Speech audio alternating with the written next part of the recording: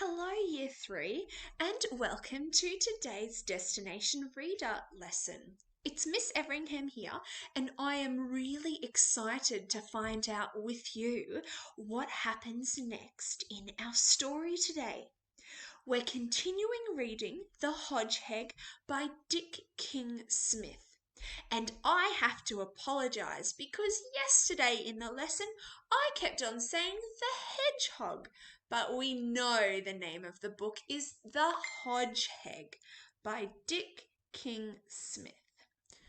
Okay, so let's get started. So look out for keywords that are in red. Look out for any words or questions that are in blue because they are questions for you to answer. When I'd like you to write something down, the text will be in green. So look out for that on the slides. Please check that you have a copy of the story, The Hodgehog, a strategy prompt sheet, and a pencil and a piece of paper or your home learning book. Make sure you've got all of these things, go grab them, and then press play when you're ready to continue. Press pause now. Well done for collecting all of the resources for today. So today we're going to be finding out what happens next in The Hodgehog by Dick King Smith. We will continue with strategy number 3, which is inference.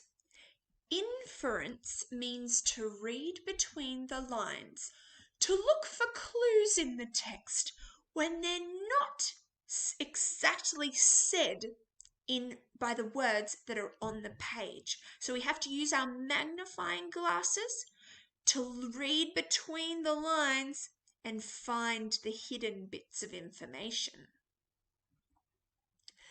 There are some words that I think we need to know the meaning of to really understand the part of the story today. The first key word is peek. My turn. Peek.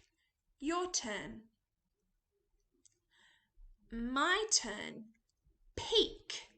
Your turn. The peak is the highest point of something. It could be the highest part of a mountain, or a hat, or the roof of a house. The second word is bandstand. My turn. Bandstand. Your turn. My turn. Bandstand. Your turn. A bandstand is a place outside with a roof where musical groups play. I think in today's story we might be seeing a bandstand. Our third word is stoutly. My turn. Stoutly. Your turn. My turn. Stoutly. Your turn. When someone is stoutly, they're firm and they're showing that they are not going to let other people stop them from doing or saying what they think. When someone's stoutly, they are very firm. I think somebody's going to be stoutly in the lesson today, or in the story today. I'm going to be asking some questions, just like in every Destination Reader lesson. And I'm going to be asking 1 mark and 2 mark questions. You have to look very carefully at how many marks each question is worth. Let's remember how to answer 1 mark and 2 mark questions. 1-mark questions need a short, snappy answer. My turn. 1-mark questions need a short, snappy answer. Your turn. Well done. My turn. 1-mark questions need a short, snappy answer. Your turn. Well done, and I could hear lots of people doing the actions as well. What are 2-mark questions? Yes, 2-mark questions need a PE answer, point and evidence. My turn with the actions. 2-mark questions need a PE answer, point and evidence. Your turn.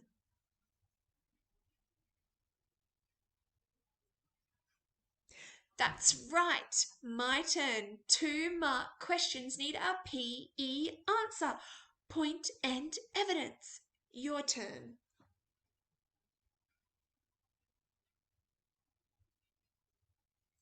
Well done, Year 3. Right, let's begin reading. We left off yesterday at page 72. Right at the bottom of the page, and the sentence starts with, "Oh, what a scene it was." So pause the video, grab your finger or your ruler if you've got it, and find that part on the page. Play when you're ready to begin. Press pause now. Right, well done. Let's get started reading. "Oh, what a scene it was," he told the family and Uncle B that evening. That's right. He was looking to find out where the small people or small humans crossed the road. "There was this great big human. It was a female, I could tell by the voice. And she was dressed in a long white coat, and she had a black cap with a peak, and she carried a long pole. And on top of the pole was a big white round disc with an orange rim and black marks on it. A magic wand it must have been, because she walked out into the middle of the street and held it up, and all the traffic stopped dead." He paused for breath. I have a question for you. How does Max feel as he shares what he has found out with his family? How many marks is this question? That's right. It's a 2-mark question, so you need a PE answer, point and evidence. Say your answer out loud and then make a note of the ideas on your piece of paper. How does Max feel as he shares what he has found out with his family? Pause the video now and press play when you're ready to go through your answer. Well done, Year 3. Did you have something like this? I think Max is excited about sharing the news with his family because he is talking quickly as he paused for breath. Did you have something like that? Have you earned your 2 marks? Have you said what you think and how you think Max feels? And then have you given the evidence? You feel Max is because he is talking quickly as he paused for breath. I have taken some evidence from the text. That's the red underlined words. Have you got some evidence from the text as well? Give yourself a tick or press pause if you need to fix up your work. Press play when you're ready to continue. Well done. Let's keep reading. We're halfway down the page on page 73, starting at the sentence, "Then what?" Grab your finger or your ruler and let's keep reading. Then what? Said Pa. Then all the small humans went across, and the great big female just stood there until the very last one reached the other side safely. And all that came, I need to go back and read that more carefully. And all that time, everything stood absolutely still.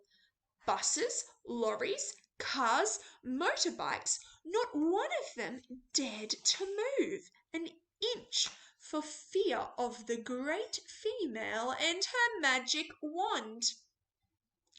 Where did the small humans go, Max? Asked Uncle B.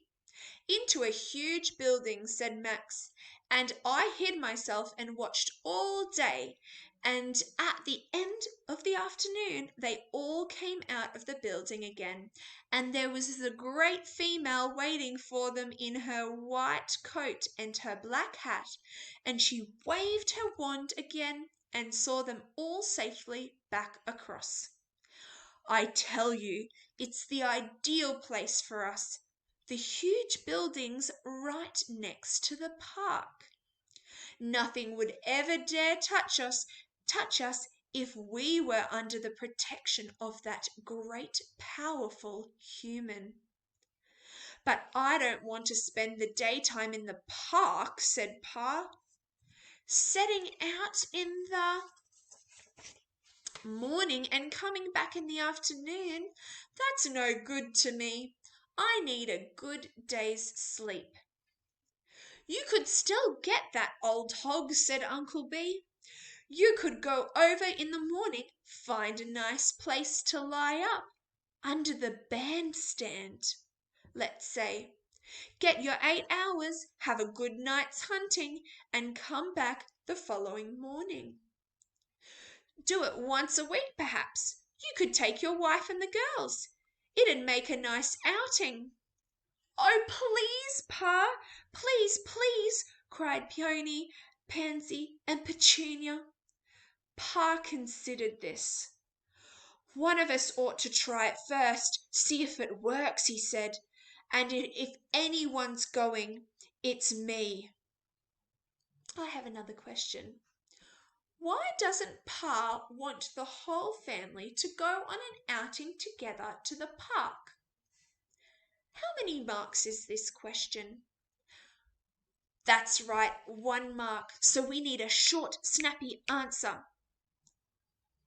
Have a think, say your answer out loud, and make a note of your ideas on your piece of paper or home learning book. Press pause and play when you're ready to continue. Well done.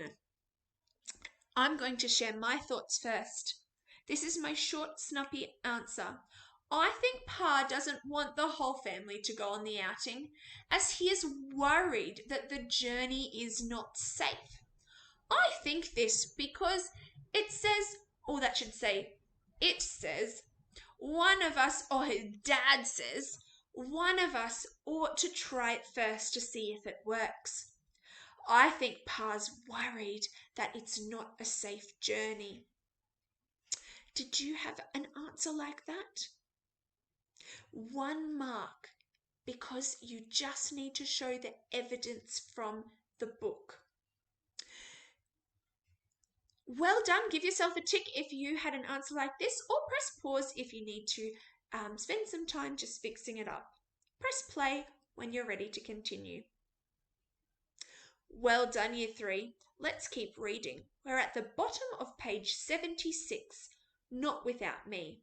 Press pause if you need some time to find the sentence, not without me. Well done for finding that spot. Let's keep reading. Not without me, said Ma stoutly. Why not let me go, said Uncle B. After all, I've had a good long life, and if anything goes wrong, there'll be no one to miss me. Oh, yes, there will, cried all the family. I've got one more question for you. How does all the family feel about Uncle Uncle B. How many marks is this question? That's right. It's a 2-mark question, so we need a PE answer, a point and an evidence. Just listen to me as I think out loud. I think, this is my point, all the family care about Uncle B because, there's my evidence, they said, "Oh yes, there will," when Uncle B said no one would miss him. Now pause the video. You have a go at writing your answer. Remember, you need a point and evidence from the text. Say your answer out loud, then write it down in your book. Press pause and then play when you're ready to continue. Well done, Year 3. Did you get 2 marks for your answer? Have you started your answer with "I think" and said how the family feel? Then, do you have "because" in there? Have you got some evidence from the text to support your point? Fantastic work. Let's keep reading. We're at the top of page 78. "Look," said Max. "You don't know which way to go, how to get there, where exactly it is. None of you can go without me." "Well then," said Ma, "why don't we all go?" Well, Year 3, we have made it to the end of another chapter and the end of our reading for today's Destination Reader lesson. Thank you again for all of your hard work and thinking and focusing throughout this lesson. I'm really excited because we're almost at the end of the book. I look forward to continuing reading The Hodgehog with you tomorrow, and we will continue to make inferences. On your piece of paper or in your home learning book, make a prediction about what you think is going to happen next in the story. What is going to happen? Are they all going to go out together?